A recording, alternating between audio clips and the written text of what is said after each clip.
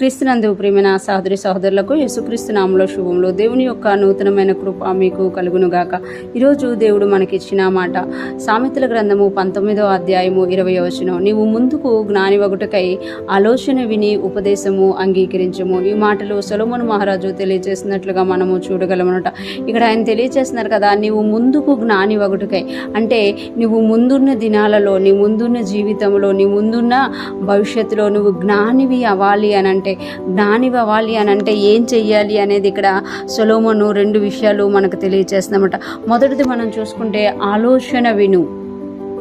ఆలోచన వినాలి అని తెలియజేస్తున్నమాట. ఎవరి ఆలోచన వినాలి? మన చుట్టూ ఉన్న వారి ఆలోచన, లేకపోతే మన ఆలోచన, లేకపోతే ఇతరులు మనకి ఆలోచనకర్తలు ఉంటారు, ఇతరులు మనకిచ్చే ఆలోచన కాదు, దేవుడు మనకిచ్చే ఆలోచన వినాలన్నమాట. ఎప్పుడైతే మనము జ్ఞానులం అవ్వాలి, మన ముందు జీవితము మంచిగా ఉండాలి, జ్ఞానం కలిగి మనం బ్రతకాలి, ఏ శోధనలోన పడకుండా ఉండాలి అని అంటే మనం ఏం చేయాలంట? ఆలోచన వినాలి. దేవుడి దగ్గరికి వెళ్ళి ఆయన ఏం చెప్తారా అని ఆయన ఆలోచనని మనం అడిగి అది వినేవారంగా ఉండాలంట. రెండోదిగా చూస్తే ఉపదేశము అంగీకరించము. ఎప్పుడైతే నువ్వు ఆలోచన, ప్రభువా ఈ విషయంలో నేనేం చెయ్యాలి అని మనం ఎప్పుడైతే దేవుడి దగ్గరికి వెళ్ళి అడుగుతామో ఆయన ఆలోచన మనకు తెలుస్తుంది, ఆయన ఆలోచన మనకు తెలియజేస్తామట. అంతేకాకుండా ఆ ఆలోచనతో పాటు ఆయన ఉపదేశిస్తారు ఏం చెయ్యాలి, ఏం చెయ్యకూడదు అని. అప్పుడు ఆ ఉపదేశం అంగీకరించాలంట. ఆలోచన వినాలంట, ఉపదేశము అంగీకరించాలంట. ఇక్కడ మనం చూసుకుంటే మనము జీవితంలో జ్ఞానం కలిగి ఉన్నప్పుడు ప్రతి పరిస్థితిలో నుండి కూడా బయటికి రాగలుగుతాం అనమాట. ప్రతి సమస్య కూడా జ్ఞానము లేకే అందులోకి వెళ్ళిపోతున్నాము అనేది తెలుస్తుంది అనమాట.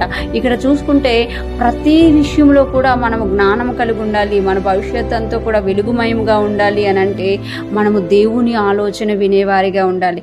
ఈ విషయంలో నేనేం చేయాలి, ఈ విషయంలో నేను ఏం చేయకూడదు, నేను ఇలాగ వెళ్ళాలా, ఈ సంవత్సరం ఏం చేయాలి, ఈ నెల ఏం చేయాలి, లేకపోతే రేపు నేను ఏం చేయాలి, రేపు పలానా పని చేయాలనుకుంటున్నాను, మీ ఆలోచన ఏంటని దేవుడికి అడిగినప్పుడు ఆయన ఆలోచన ఇస్తారు, అలాగే ఉపదేశము కూడా ఇస్తారనమాట.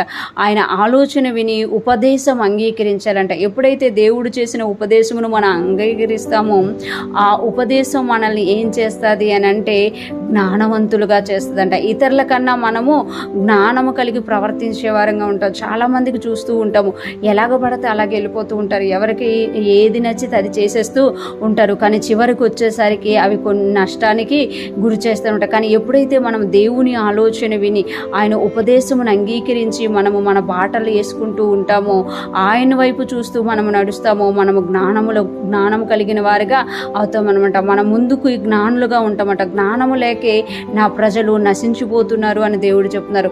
ఈరోజు ఫ్రెష్ మన్నా వింటున్న ప్రతి ఒక్కరము కూడా ఆయన ఆలోచన వినేవారంగా, ఆయన ఉపదేశమును అంగీకరించే వారంగా, ముందుకు మనం జ్ఞానం కలిగి ప్రవర్తించే వారంగా ఉందుముగాక. ఆయనతో నడుస్తూ ఆయనకు మహిమకరముగా జీవిస్తూ అనేక మందికి ఆశీర్వాదకరంగా మనము ఉందుముగాక. ఆమేన్.